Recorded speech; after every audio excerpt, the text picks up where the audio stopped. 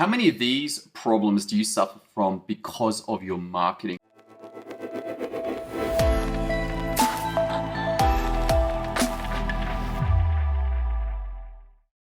Welcome to today's episode. My name is Tom Rolley. I'm interested to discuss this with you because this was something that eluded me for a long time. Like, despite studying internet marketing for years and years and years, I never really got what marketing was. I thought marketing was advertising or SEO. It wasn't advertising. I got that advertising was about paid ads. But marketing? I'm like, yeah, what is this marketing thing? And the problem with not understanding marketing was that it meant that the rest of the business game was elusive. That my ability to understand sales was poor. My ability to understand advertising was poor. My ability even to fulfill on my clients' purchases was poor. Why? Because marketing is not about search engine optimization, but it is underpinning all of those other areas of business. You see, marketing underpins sales. Marketing underpins advertising. Marketing even underpins fulfillment. It's underneath all of those things. It's driving all of those things. And I didn't get this. I didn't really get this until earlier this year, despite, I don't know, maybe 15 years in business. I'm like, man, how could I have missed this? Because it was there. It literally was there in course after course after course that I bought. I just didn't recognize it. I didn't know how to think about marketing, and I certainly didn't recognize its importance. I would just go through these courses and they would talk about, well, what is the problem that you're... Oh, my printer just went off. There's a bit of a Stephen King moment there. All right, calm down, printer. So the marketing is underpinning everything. I literally thought that this was kind of work that was not that important. It's like, okay, yeah, of course they've got a problem. And of course the prospect has a problem. And I'm like, oh, okay, well, we'll just continue on. Never recognizing that that problem that you have, the problems that I have, the problems that all of us have are marketing. Why? Because that is what we're solving. Long time ago, I was in Frank Kern's classes and he's talking about the escape and arrival. And then I've been in other programs and it's always the same thing. What are we escaping from? What are we trying to get away from? What is the problem that we've got?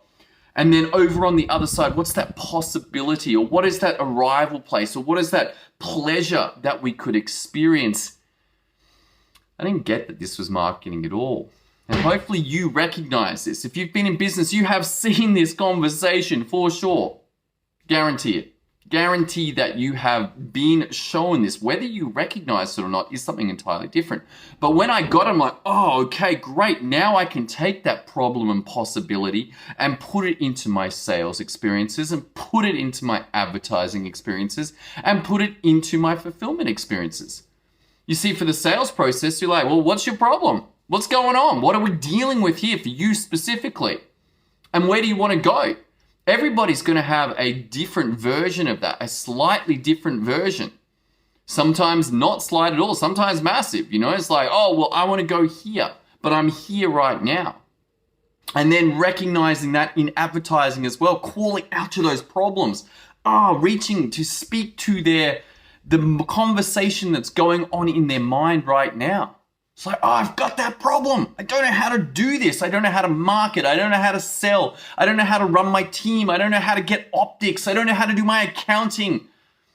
Why is this all so frustrating? Why isn't this working? And then that ad comes in and it captures the attention. It's like, oh, they're speaking to me. At the moment in the program that I'm in, Wake Up Warriors Shield, we're working on recognizing what catches each of our attention as we are going through. What's fascinating to me is the use of inverted commas, of all things. I go to the news sites. I mean, yes, news.com.au is pretty much on the tabloid experience, but their usage of inverted commas is verging on excessive. That is for sure. Like definitely it's like every second one, maybe 2 out of 3 of their headlines have these inverted commas. So clearly the inverted commas work and they work on me. I'm like, oh wow, that is capturing my attention. How interesting. How interesting, because I'm going through copywriting. I don't see much of this inverted commas use. And yet on the news sites, there it is. It's like, wow, what is going on with that inverted comma game? So we've got our marketing affecting sales. We've got marketing affecting advertising, but does it affect fulfillment as well? Well, yes, it does. Why? Because when somebody joins your program or buys your product or buys your service, they still have that problem. And then your job then becomes not getting them to buy, but to get them to get what they bought, what they wanted in their life. Like that becomes a different game. Like how do you actually get that to happen? This is an interesting game. And many businesses just drop the ball here. They might be elite at sales and elite at advertising, but then it comes to fulfillment and they don't get that marketing is underneath that as well. And so your systems for marketing are critical because they underpin these 3 next layers of business: your sales, your advertising, your fulfillment. You don't have good marketing, then it is impossible to have good sales, good advertising, and good fulfillment. But if you've got great systems for marketing, now your sales has a chance at thriving, your advertising has a chance of thriving, your fulfillment has a chance of thriving. And the best thing about marketing systems is typically they are one and done. At least you're going to get an asset that is your marketing out of running the systems of marketing. You're like, okay, great, now I can deploy that.